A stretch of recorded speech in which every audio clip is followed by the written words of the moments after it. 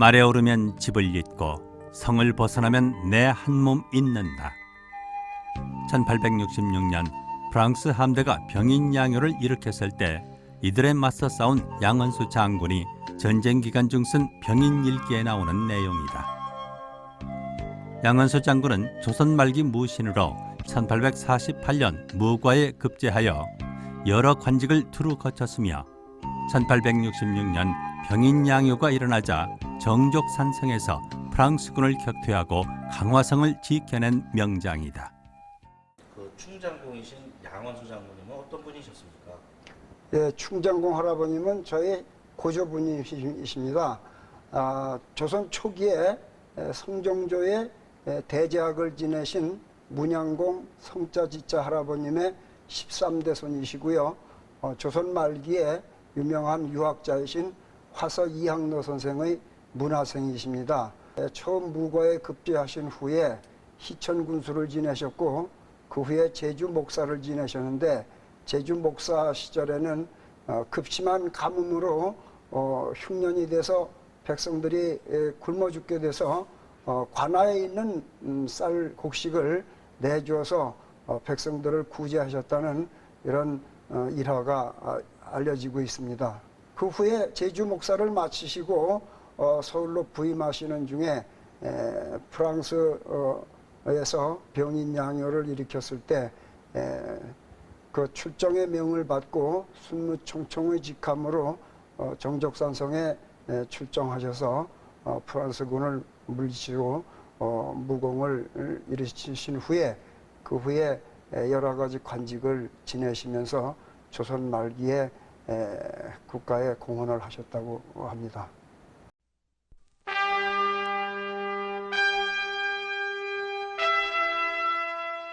전쟁기념관은 양언수 장군의 공적을 기려 이달의 호국인물로 선정, 현양 행사를 실시했고 이날 참석한 후손들에게서 120여 년간 보관해오던 유물을 대외적으로 알리는 게 어떻겠냐고 제안했고 후손들이 이에 공감해 기증이 이루어졌다. 선생님은 이렇게 집안의 그 보물인데 이것을 어떻게 전쟁기념관에 기증하게 되셨습니까? 예, 이 병인일기는 사실 임진왜란 때인 난중일기와 같이 중요한 사료라고 생각을 해왔습니다. 이 전쟁기념관에서 작년 10월 달에 이달의 호국인물로 저희 충장공 할아버님을 선정하셔서 현양 행사를 하시게 됐고 그때 참여를 한 후에 가족들 협의하에 우리 충장공 할아버님은 전쟁에서 승리를 거두신 이런 분이시니까 이런 자료를 전쟁기념관에 기증하는 것이 가장 타당하겠다. 그런 협의를 해서 이번에 전쟁기념관에 기증을 하게 되었습니다. 기증 유물 중에는 역사적 사료 가치가 높은 병인일기를 비롯해 지인법에 대해 연구한 악기 도설 등 서책 16점과 임금에게 받는 임명장인 교지 65점, 군복 2점, 어사와 1점 등 총 102점을 기증받아 과학적인 보존 처리 과정을 거쳐 일반에 공개되었다. 병인일기는 당시 프랑스 함대가 제2차 조선원정을 시작하던 1866년 10월 11일부터 12월 2일까지 총 52일간에 걸쳐서 진중에서 기록한 것으로 이순신의 난중일기처럼 아주 귀중한 사료라고 할 수가 있습니다. 바라옵건대 이곳을 지나는 척선을 마치 문주산성의 안개를 피워 우리 군사를 보호하듯 전복시켜 주시기를 빕니다라는 기도도 적혀 있어 장군의 깊은 애국 충절도 느끼게 한다. 특히 이 일기를 통해 전격 양박도주라는 당시 우리나라에서 프랑스 함대 로즈 사령관에게 보낸 외교 문서가 양 장군이 쓴 것임이 처음 밝혀지기도 했다. 19세기 말 열강의 각축장이 되어버린 조선. 충장공 양언수는 분명 이 땅의 희망이었고 그가 보여준 애국 충절은 일제강점기를 거치면서 퇴색되고 잊혀져 갔지만 결코 사라진 것이 아니라 후세는 그를 영원히 기억하고 그가 보여준 애국 충절은 또 그렇게 이어갈 것이다.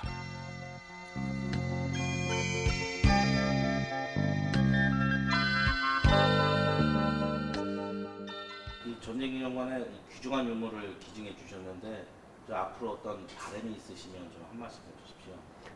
예, 충정호 할아버님이 출정하실 때 남기신 말씀에 상마 망유가 출성 망유신이라는 말씀이 있습니다. 이것은 말을 타고 나니 가정을 잇게 되고 성을 나서게 되니 내 몸을 잇게 된다는 말씀으로 나라에 몸을 바쳐서 충절을 지키시는 그런 말씀이십니다. 이러한 호국 정신을 이 자료들을 보는 모든 국민들이 잘 아셔서 정말 나라를 지키는 호국 안보 의식이 강화됐으면 하는 바람이고요. 특히 학생들이 이런 자료를 봄으로써 호국 충절의 정신이 이어지기를 기대합니다.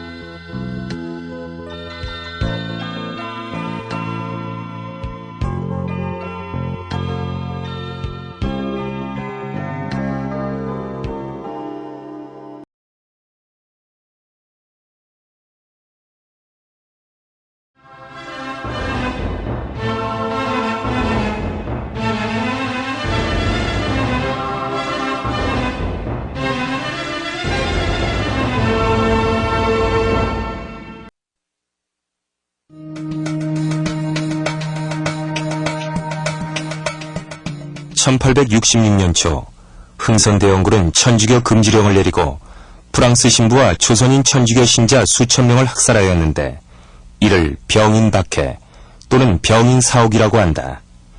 이때 살아남은 프랑스 선교사 리델 신부는 중국으로 탈출하여 당시 중국에 있던 프랑스 함대 사령관 로지에게 박해 소식을 전하며 보복을 촉구하였고, 이에 프랑스는 대함대를 이끌고 조선을 침략하게 된다.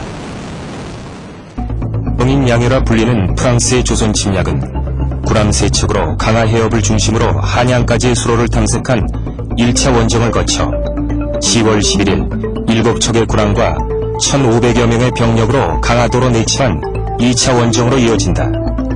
강화도를 점령한 프랑스군은 10월 26일 문수산성 전투에서 조선군을 압도하였고, 프랑스군의 압도적인 화력을 감당할 수 없었던 강화도의 관리, 군인, 백성들은 모두 피난을 떠나고 결국 강화도는 프랑스군의 동무대가 되어버린다.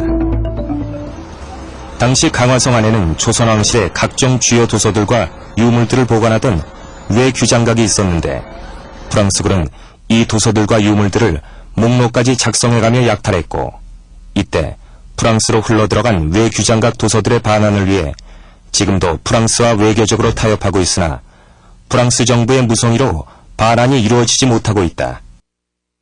강화도 수복을 위해 조선 정부로부터 지금의 영광급 장교인 천총으로 임명된 양원수는 절대적인 화력의 열세를 인정하고 특수한 작전이 아니고서는 프랑스군을 물리칠 수 없다는 판단을 내린다.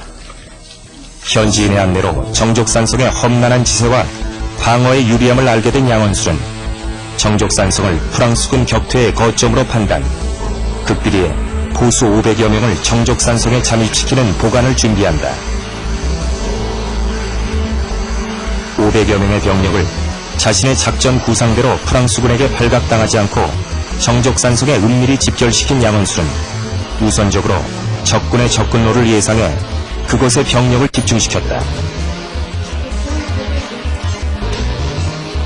사격술이 뛰어난 조선의 호랑이 사냥꾼들이 전등사에 들어가 항전 준비를 갖추고 있다는 첩보를 입수한 프랑스 함대 사령관 로지 제독은 11월 9일 올리비에 대령으로 하여금 정예 병력 150명으로 정족산성에 대한 정찰을 지시한다.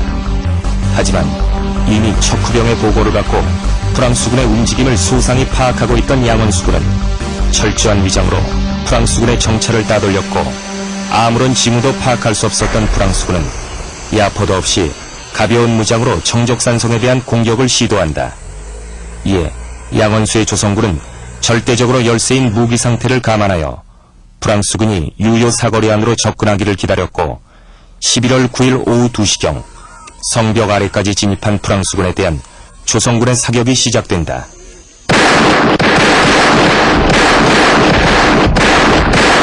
조선군의 철저히 준비되고 계산된 30여 분간의 공격으로 장교 5명을 포함한 30여 명의 사상자가 발생한 프랑스군은 상황의 불리함을 깨닫고 당황하여 퇴각하게 된다.